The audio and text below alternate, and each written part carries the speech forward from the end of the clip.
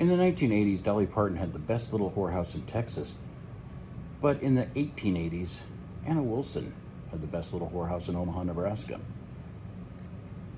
Thank you for joining me on my True Crimes, Mystery, and Myth series. This is my first episode, so please bear with me. I welcome any questions, comments.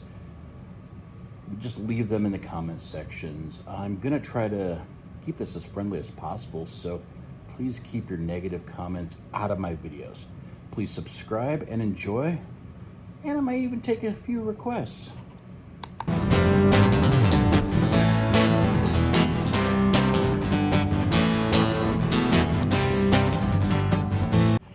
Anna Wilson was born May 27th, 1835.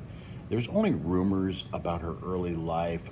Some say that she was born to a wealthy Southern family, but what is known about her is after she moved to Omaha in the 1870s.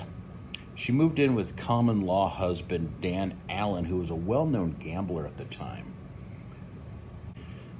She started a brothel on Douglas Street of the quickly growing town of Omaha. She was the queen of the Underworld and Omaha's first madame. It's said that Wilson acted like a parent to her ladies. She would pay their wedding expenses if they got married while they were working for her. A famous Lincoln prostitute, Josie Washburn, also worked for her in the beginning. The red light district of Omaha was located in what was called the Burnt District. It was east of Creighton University, from Douglas Street north to Cass Street and 16th Street east to the Missouri River. It was centered around the current location of Pioneer Courage Park. The Burnt District had more than 100 establishments, employing more than 1,600 sex workers. This scale of prostitution was justified by the Christian community as a necessary evil. They saw this as a way to protect the good women from sexual assault, like sewers that drain moral impurity from the world. This region was also known as Hell's Half Acre. When Dan Allen died in 1884, Wilson made sure that her partner would have a grand burial site, and she planned to be buried there too. It was on the top of Prospect Hill Cemetery, overlooking the river. She visited his grave daily.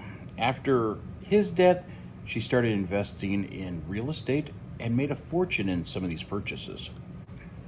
Wilson continued to run her brothel as well, and in 1886, she had a 25-room mansion built at 900 block of Douglas Street. She ran her brothel for more than 25 years. She closed it in the late 1890s. She attempted to give it to the city of Omaha to use as a hospital, but they refused. But the city was okay with paying monthly rent to use the building, and they paid $125 a month to rent the building. So it became the city emergency room at least until the 1940s, when it was demolished. In 1906, Wilson moved to her final home. It was on a paved street with gas lamps and a streetcar nearby. She made friends with her neighbors and even gave time at the old folks' home there. Wilson died in 1911 and donated her brothel to the city to continue to use as a hospital. She donated more than $1 million to local charities and organizations. She left her home to the Old People's Home Association. They never actually used it, but sold it and built a new facility in the Florence neighborhood of Omaha. At the time of her death, it is said that she was worth somewhere between $1 million and $10 million. Wilson was buried next to her longtime lover, Dan Allen. She had it specified in her will that she would be buried under 9 feet of concrete.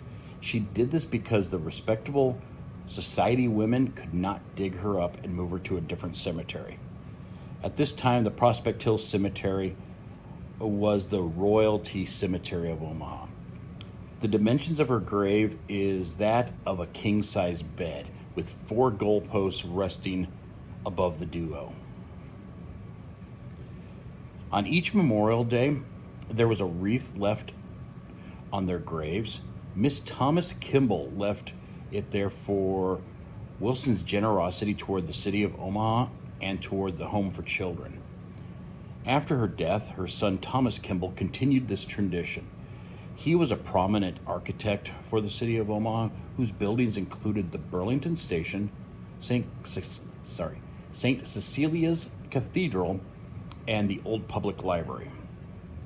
After his death, the wreaths continued over the years, but no one knows who did that. In 2013, a restaurant was opened by the name of Wilson and Washburn at 1407 Harney Street. The place is named after Anna Wilson and Josie Washburn, her former employee. I know that this was a short and quick, but there's very little on her, and I just found her as an interesting person for the city of Omaha. I am hoping to do more of these at least once a week. I really hope that you can check it out whenever I do. It's something that's kind of interesting. I've always enjoyed telling stories, and I guess this is kind of like telling stories. So please subscribe, please like the video, comment if you'd like. You can also check out some of my other previous videos that I've had and look forward to my future ones. So thank you for your time, and if you have any questions, please feel free to ask them. So until later, I'm Sean, and this is Hazel Grace, who sat there nicely the whole time. Yes, that's her spot. So, okay, thank you very much, and have a good day.